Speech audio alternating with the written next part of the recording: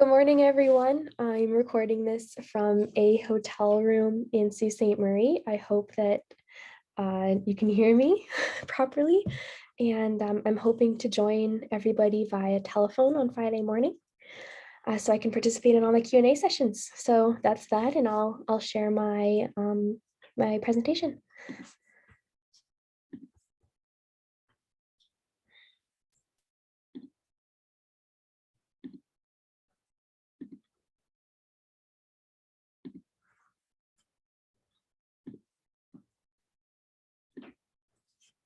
So my name is Carrie Atkinson, and my project is being supervised by Dr. Kirsten Greer. I am a white settler woman. On one side, I am a second generation Canadian. My father immigrated here.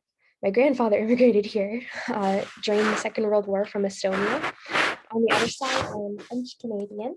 I'm descended from a fille du roi named Marie-Madeleine Aubray, who arrived in New France in the early mid-1600s. I grew up on the North Shore of Lake Ontario on Williams Treaty Territory, which is the ancestral home of the Mississauga Scugog Island First Nation, as well as other First Nation. I had a constant supply of sunshine, love, and support. After a lot of adventures, I found myself in North Bay, Ontario, on the shores of Lake Nipissing, a lake I've quickly come to love and call my home. My life has been flooded with wonderful new relationships and realizations, and I am learning who I want to be as a historian and as a person. Along with this journey has come a lot of reading, and I think you guys know I mean a lot of reading. Some of the material I've encountered has been transformative on a deeply personal level. I have some of these on the screen here. I think my face may be blocking them. Here we go. One of these being Linda Tui Smith's Decolonizing Methodologies, Research in Indigenous Peoples. I am employing a decolonial methodology and many projects Tui Smith outlines in this monograph, which is why I started off my presentation by introducing myself and my background. It is important for the listener to understand who I am and where I am coming from. This allows me to build a relationship with you. The way I write may feel odd, unfamiliar, or even wrong to you, and that is okay. I am learning right along with you. One of my lovely classmates, Sherry Guppy, who barely needs an introduction because I think most of us on the call have come to know and love her, told me not to worry about making every professor or every person happy, and to keep doing what makes my heart sing. I am grateful every day for Sherry and her wise words, which have helped me embrace new ways of doing history.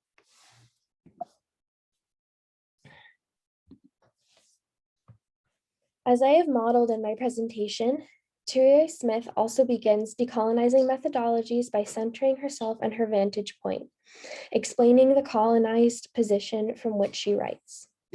She goes on to explain that research is implicated with European imperialism and the issues colonialist research and analytical frameworks create when they collide with Indigenous communities and worldviews. Following chapters in the book introduce and outline new methodologies which privilege anti-colonial processes and telling the story well. I would like to speak a lot and will speak a lot to decolonizing methodologies today because I am leaning on the frameworks and projects presented as I continue to plan and execute my own major research project. My major research project is part of a larger project called the Nipissing Guides Project here at Nipissing University. In the 1930s, curator of mammalogy at Carnegie Museum, Kenneth Doubt, led scientific expeditions up through North Bay, James Bay, the Belcher Islands, which this picture is from, and into northern Quebec and Labrador.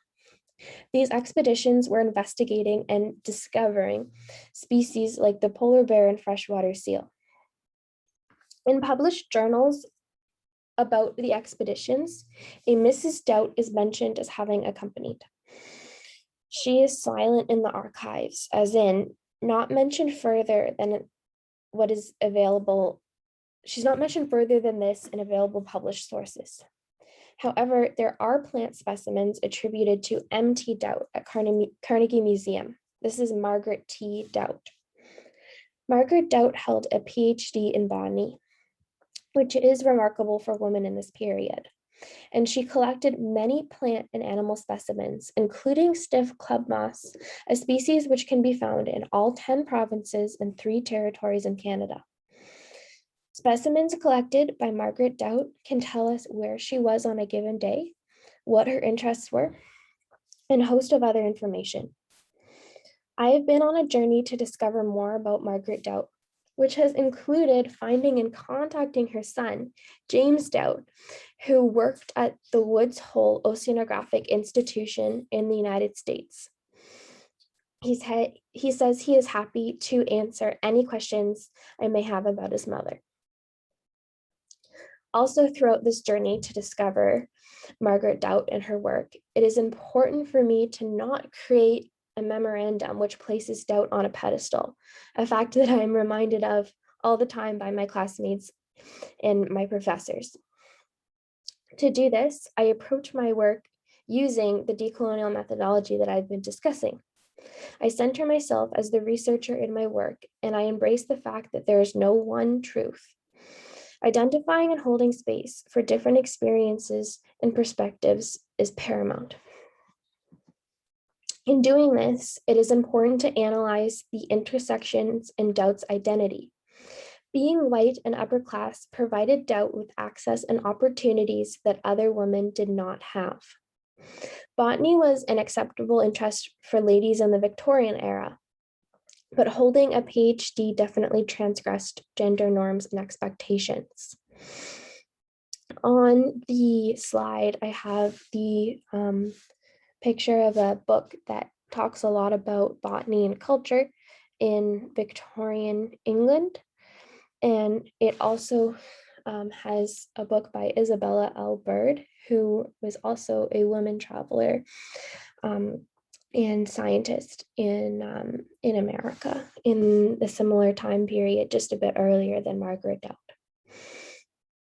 So there are also major narratives of American scientific imperialism, mid-war expansion, and the doctrine of discovery associated with the Carnegie expeditions to Canada. I will utilize interviews from people who knew Margaret Doubt, like her son, and archive sources to examine her intersecting identities. And this will contribute to the broader narrative and research of the Nipissing Guides project. In Chapter 1 of Decolonizing Methodologies, Tuia Smith explains how imperialism and its processes are ongoing and continue to damage. She discusses 4 concepts: imperialism, history, writing, and theory, which she chooses specifically because the terms are problematic within Indigenous context. Decolonization confronts imperial frameworks at every level, so it is important to understand the processes which inform them. The ideas from this chapter will help me confront colonial frameworks and processes in the material I use for research, as well as understand why they are problematic. Specifically, understanding the processes which inform Margaret Doubt's travels and research in the research of American museums, which are American expansionism and scientific imperialism. In Chapter 2, Tuia Smith, explores how Western research is constructed and how it collects and classifies information. She mentions that even Western feminism, however, has been challenged, particularly by women of color, for conforming to some very fundamental Western European worldviews, value systems, and attitudes towards the other. Research and classification form a cultural view of reality. Tuia Smith's points about Western feminism are particularly compelling in the context of my project. As I navigate the challenging intersection of recognizing Margaret Doubt's identity as a white colonizer, but also as a woman traveler and a woman with a PhD, exploring Cultural constructs of femininity, feminism, and of reality itself will create a balance between all of these roles. Tuyi Smith says that the knowledge system created by Western imperialism colonizes the mind itself. Western knowledge has been positioned as superior, an idea that is similarly explored in Ojibwe scholar Wendy McQueen's genius monograph, Our Knowledge is Not Primitive, Decolonizing Botanical and Anishinaabe Teachings. Western superiority has a direct causal relationship into data and specimen collection and knowledge creation by North American museums in the 1800s and 1900s. On one of the Carnegie expeditions in the 1930s, curator of mammalogy Kenneth Dowd, who I mentioned before, endeavored to discover the first freshwater seal in North America. Almost ironically, he was guided by First Nation and Inuit guides. These communities and people already knew the freshwater seal and had a relationship with them. But in maybe the eyes of doubt and in the eyes of Western institutions, they did not exist until they were recorded by the Western institutions. The idea that Western knowledge is superior is essential in the interpretation of materials related to my project. Space and place are extremely salient in the context of my project, and they are key factors in the construction of knowledge and worldview. Western perceptions and travel writings about the other are shaped by travel. There are a good number of women travelers in North America in the 1800s and 1900s, including Margaret Dowd. Understanding how space might have affected Dowd's perception and ideas of land and people in North America is another way that the decolonial method will strengthen my project. Equally as important to recognizing the damages of colonialism is identifying ways to resist and move forward. This idea simultaneously highlights both strengths and limitations in my project. Although I am conducting my research within a Western institution, I am actively resisting, or at least trying to actively resist, colonization by acknowledging and incorporating my own vantage point within my work and asking different questions of my sources.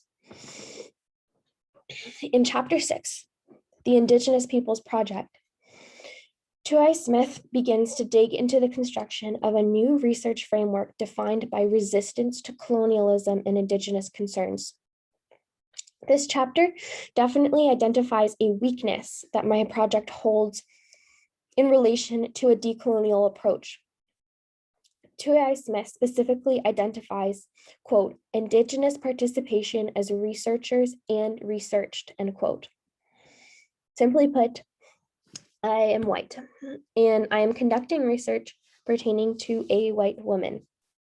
Further to this, though research is highly institutionalized and funded by rich, i.e. colonizer nations, Indigenous people are creating drastically different research frameworks which redefine knowledge.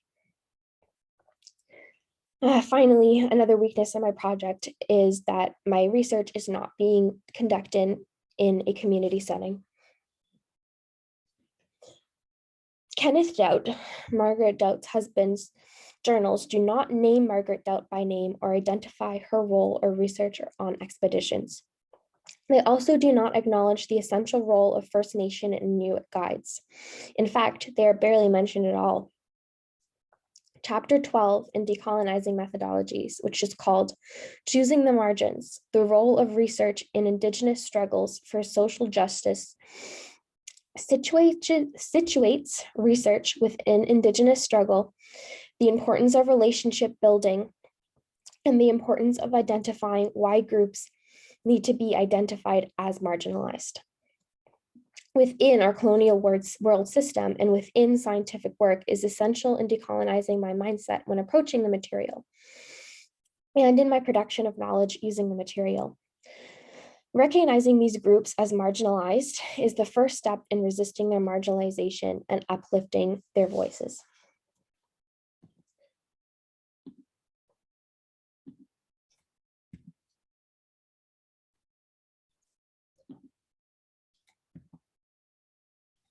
Well, my slide won't change, so we'll stay on this one.